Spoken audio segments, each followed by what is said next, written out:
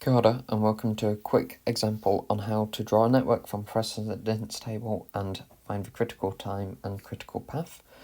This is designed for AS91576 Critical Path Analysis for Level 3 of NCEA. However, the methods can be applied to any form of drawing a network from a precedence table and finding critical time and critical path. So, to start with, you have your precedence table here, which tells you the tasks that need to be undertaken, the duration that those tasks take, and what tasks have to be done directly before that task can be started. So, to draw the network, you're going to start off with a starting point. So we're just going to call that start. And then for each activity, we're going to draw a box which looks like this. So there's 5 sections to the box. The top left is for your earliest start time. The top right is for the earliest finish time. The bottom left is for the latest start time. The bottom right is for the latest finish. And the middle is your activity and its duration. Okay, so we're going to be starting off with activity A, which isn't preceded by anything, so nor is B. So these are both going to go from our start node. So activity A takes a duration of 5 weeks.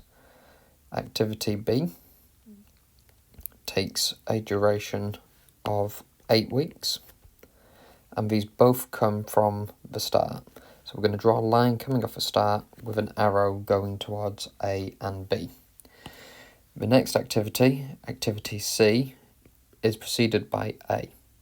So we're going to do the box for activity C just after the box for activity A. And we're going to draw a line coming from activity A to this box, and this is activity C with a duration of 3 weeks. The activity after that, D, comes from both A and B. So D can't start until both A and B have been finished in your project. So we're going to do a box that both A and B can reach. We're going to draw a line from A and a line from B. Inside the box, activity D, duration 6 weeks. The fifth box we have is E, which is only preceded by B. So down here, I'm going to do another box for activity E, its duration being 9 weeks, just coming from B. F is the next one on our table, which is D and E. So I'll do a box between D and E, just here. Lines coming from both. That's F, duration 2. G is just coming from D, so I'm just going to put that slightly above here, just coming from activity D. This is G, and its duration is 5. And the last box we're going to draw for our activities is H, which is coming from C and G. So again, just making sure that both of those boxes can reach, so I'm going to do that up here. And do a line from G and a line from C, activity H taking 6.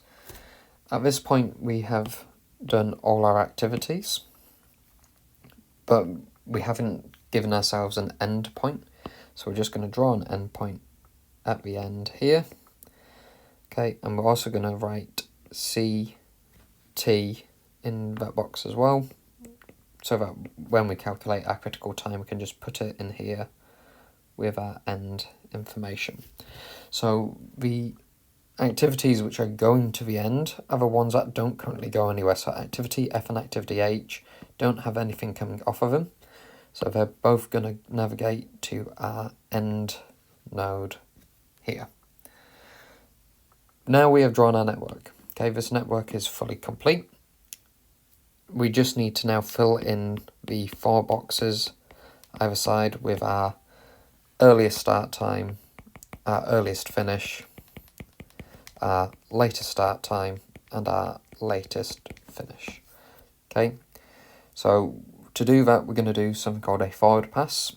And then after we've done forward pass, we're going to do a backward pass. The forward pass gives you your earliest start, earliest finish, but backward pass gives you your latest start and the latest finish.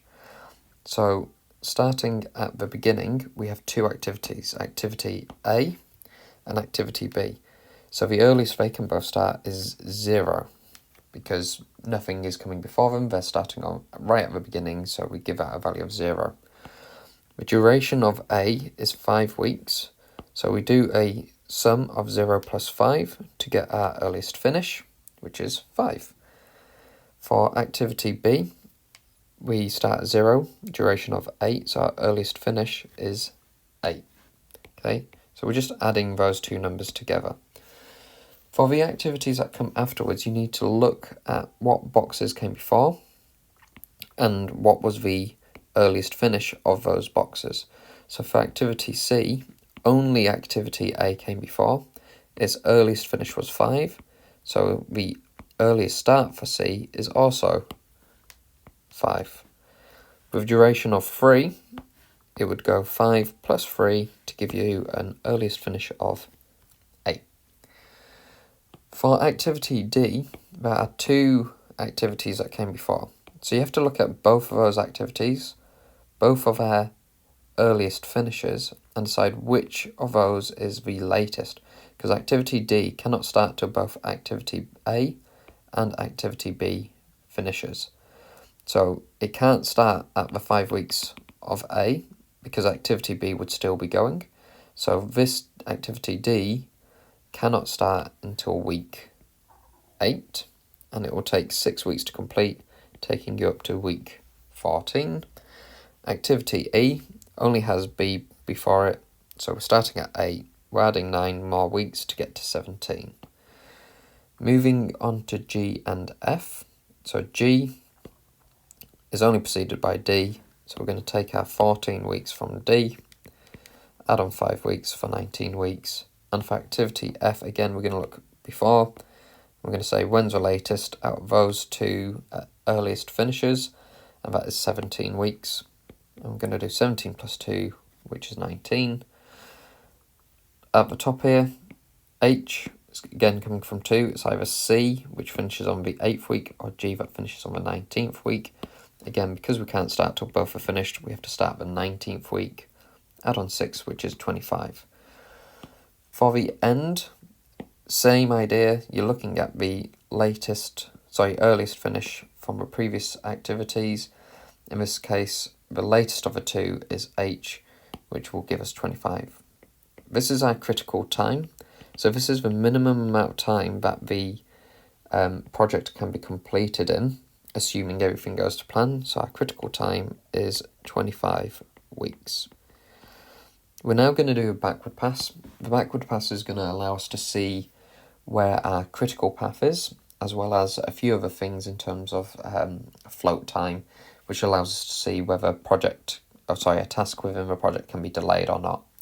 So to do that, we're going to go backwards. So starting at 25, same idea, but going backwards, we're going to go into our latest finish point and work out our latest start point. So our latest finish for activity H would be 25. Take off a 6 gives us 19, which would be our latest start. So instead of adding this time, we are subtracting, going backwards. For activity F, okay, that also goes to the end. So the latest activity F can finish would be the end of a project, which is 25 weeks. So the latest it would start is if 25 minus 2 would be the 23rd week. So if F started on the 23rd week, it would still be finished by the project completion date. Again, we're going to go back to for G, and we're going to find 19 is our latest finish, because our latest start for activity H is also 19, so these two are going to match up. 19 minus 5 is 14. Activity C as well can be done now.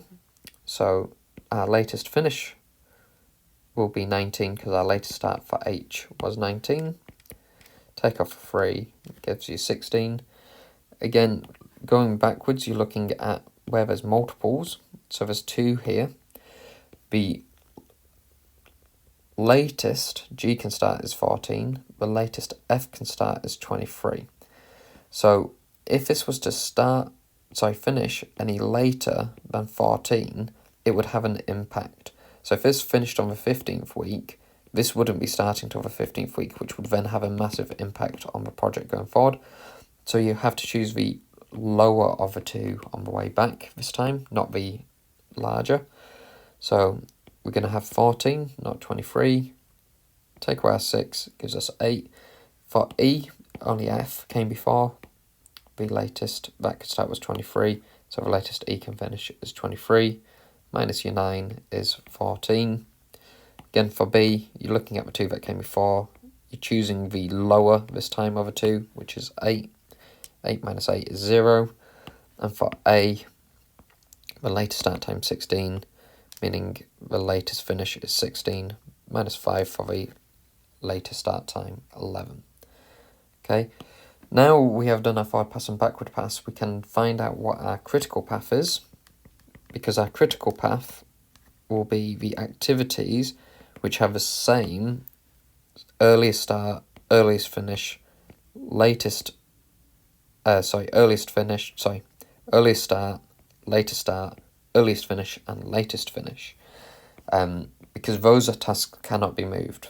Okay, they have to start when they start, they have to finish when they finish. So for our diagram, that would be B, D, G, H. So our critical path is B to D to G to H. And that is the network drawn from the precedence table, as well as finding the critical time and the critical path. For AS91576, that's normally a low achieved, although your school may have different requirements. So please be aware of what your school wants. And again, they may also draw this slightly differently. This is just one method of doing a critical network diagram. Thank you for watching. Hopefully it was helpful, and I'll speak to you again soon. Bye.